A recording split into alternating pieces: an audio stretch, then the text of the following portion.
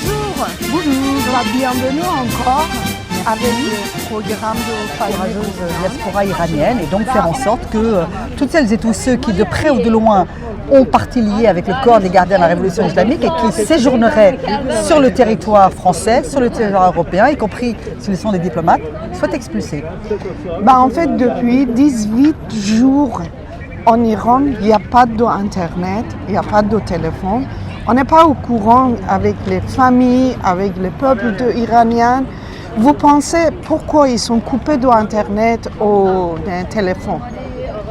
Il est très clair que le régime des mollahs veut pouvoir continuer à massacrer, je dirais, à l'abri des regards, à l'abri de la communauté internationale, son propre peuple, et que priver les Iraniens et les Iraniennes qui sont en Iran de toute information, de tout contact, de toute connexion avec le reste du monde, avec leurs familles, leurs amis, avec des mouvements ou des partis politiques qui ici cherchent à les soutenir et à se battre à leur côté, fait partie de la stratégie d'enfermement, de répression et de terreur, et ils veulent pouvoir continuer à massacrer, à exécuter, à pendre, je dirais tranquillement. Je crois que cette stratégie-là touche à sa fin. On a bon espoir au fur et à mesure que l'on apprend, parce qu'on sait quand même ce que font les pilotes israéliens, les pilotes américains, au fur et à mesure qu'on apprend quand même l'élimination d'un certain nombre de dirigeants, que ce soit à la tête du corps des gardiens, que ce soit à la tête des Bassidji, que ce soit d'autres personnalités progressivement éliminées. Et puis bien sûr, il y a eu le coup de théâtre absolument incroyable de l'élimination de l'ayatollah Khamenei. On apprend quand même que le régime est affaibli, que le régime perd de plus en plus de ses commandants et de ses responsables, et que tout cela ne peut pas ne pas provoquer à l'intérieur même de l'Iran, au sein par exemple de l'armée ou des forces de police ou d'un certain nombre d'autres organisations, un mouvement de doute. Je le dis comme ça, un mouvement de doute, d'interrogation, et que certains sont peut-être même en train, je pense à l'intérieur de l'armée régulière iranienne ou à l'intérieur des gardiens, de songer à faire défection. Mais tout cela, effectivement, le régime, ou ce qu'il en reste du régime actuel, veut le cacher, ne veut pas que ça se sache. Nous travaillons avec d'autres à essayer de voir comment amener des satellites iraniens pour ouvrir à nouveau. Nous avons besoin de soutien de vous pour le fermer de l'ambassade d'Iran en France. Parce que pourquoi ils sont là?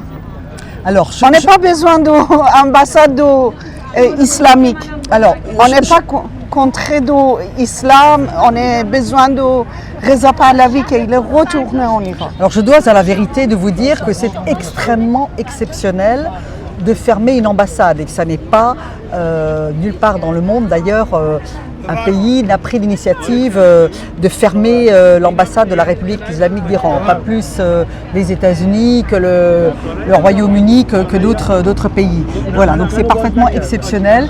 Moi je pense, et c'est pourquoi je milite et je m'engage et j'interpelle mon gouvernement, qu'il nous faut, nous Français et nous Européens, être beaucoup plus rapides et efficaces et concrets dans la déclinaison précise de ce que signifie avoir classé les gardiens de la révolution islamique comme organisation terroriste. Ça veut dire que toutes celles et tous ceux des affidés du régime, des membres du régime, fussent-ils diplomates, dont on peut attester, parce qu'il y a des preuves évidentes, qu'ils sont membres des gardiens de la Révolution, doivent être considérés comme des terroristes, et même s'ils sont diplomates, parce qu'ils sont terroristes, doivent être expulsés. Je pense que c'est ce chemin-là de responsabilité, et qui est juridiquement tout à fait possible, tout à fait faisable, depuis qu'on a classé officiellement le corps des gardiens comme organisation terroriste. C'est ce chemin que nous devons emprunter, et que j'abjure vraiment mon gouvernement, le gouvernement de la France,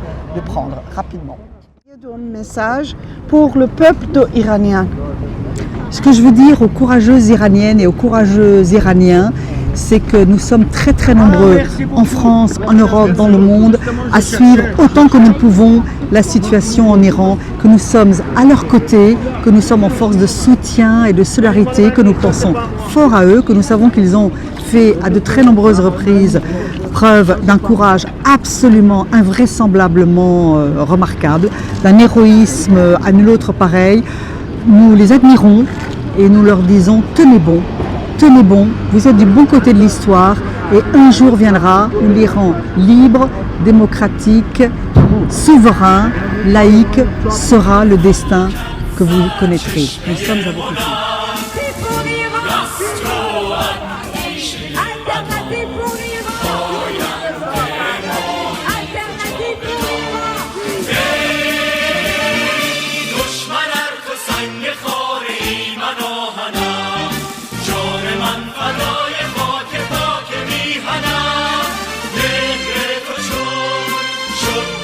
شد